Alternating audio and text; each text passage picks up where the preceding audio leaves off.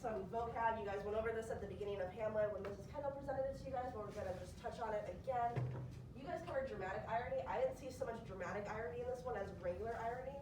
So I found two definitions for you guys: the expression of one's meaning by using language that normally signifies the opposite, typically for humorous or empathetic effect.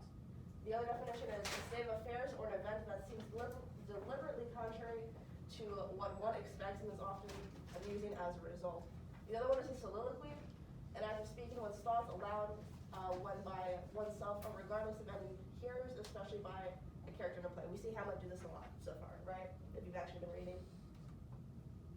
So, scene one. This one's pretty quick. The queen informs the king that Hamlet has killed Polonius in a fit of madness. He orders Rosencrantz and Guildenstern to find the body. Claudius, happy now that he has a reason to send Hamlet away, tells Gertrude, the queen, that they will report Hamlet's crimes to the council. Of course, Claudius is basically the head of the council along with the queen. So he really doesn't have a reason to report. He just wants to really nail it home that he does not like Hamlet and Hamlet's a bad guy, right?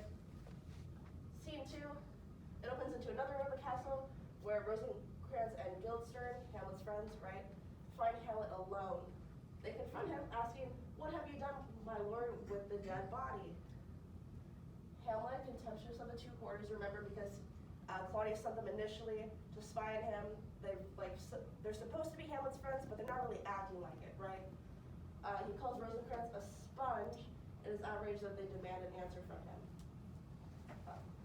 They persist and order him to accompany them back to the king. Hamlet replies, "The body is with the king, but the king is not with the body."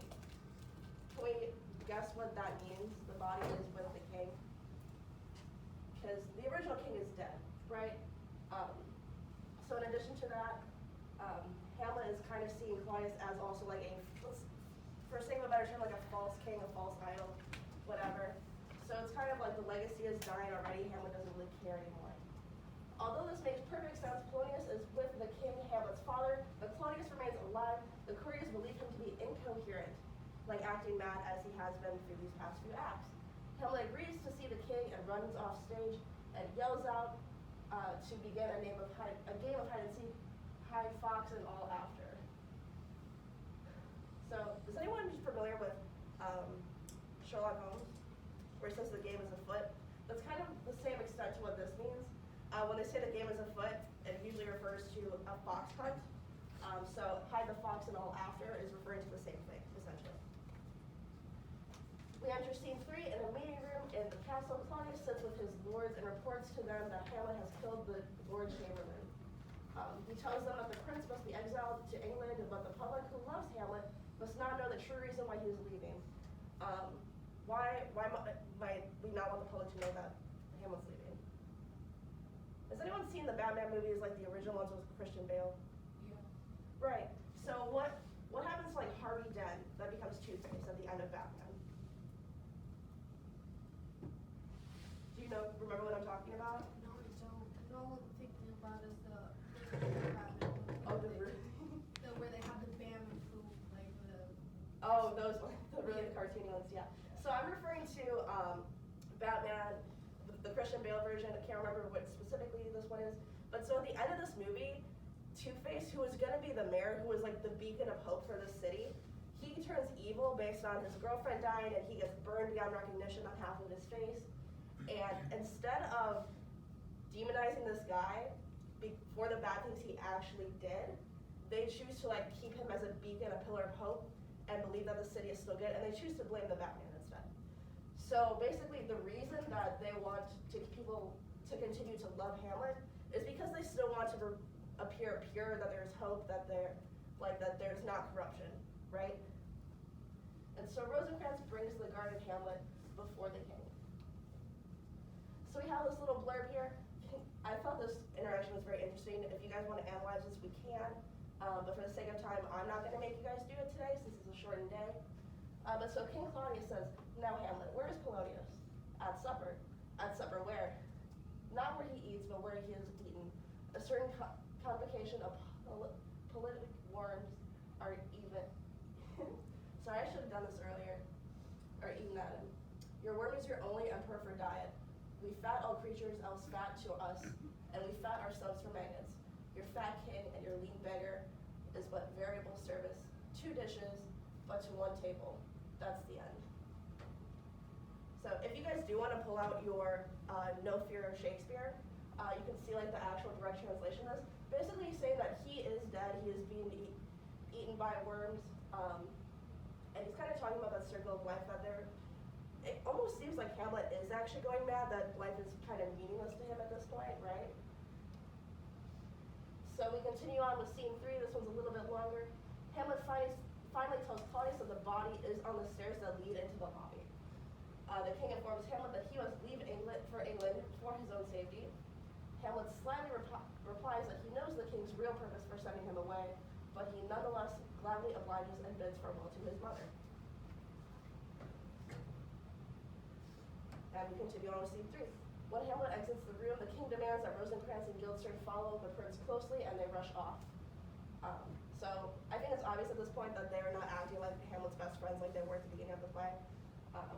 So they kind of, I don't know if you guys remember when Mrs. Kendall was introducing all these vocab words to you. I raised my hand, I can't remember if it was in this class, and said, what's an if we're going to be talking about antithesis. So this is kind of like that antithesis, that foil, where it kind of like complements each other. They're going on a different character arc than Hamlet is, right? So I explained that pretty vaguely. So we're going to move on, because I don't like the way I explained that. But if you have questions, you can ask me later. Claudius is now alone to reveal his sinister plan. He will send letters to England threatening war unless they assassinate Hamlet when he lands on British soil. Because Claudius is pretty sure he knows that Hamlet knows what he did. He doesn't want them, like that, coming back to bite him, right? So into scene 4. On his way to England, Hamlet meets a captain in the army led by Fortinbras, the Prince of Norway. Hamlet asks the captain where they are going and who commands the troops. Fortinbras tells him that, or the captain tells him that Fortinbras is leading his men to capture a little patch of ground. That's exactly how I phrased it. It's kind of like a foreshadowing, I suppose. Hamlet is impressed by so many soldiers preparing to die for just a piece of land, and he admires their resolve. He longs to be more like Fortinbras and his men. They do not lament or waste time pondering when honor is at stake. They simply just act. Hamlet vows that if he must still think at all, he will think only bloody thoughts, which is kind of funky, I think. But after seeing that these men have such resolve that they're willing to die, to shed blood for this piece of land, Hamlet kind of starts to think, oh, I should do that too. I should shed other people's blood for my country, right? Scene 5 opens back at the castle in Elsinore, where Hamlet has been gone a few days.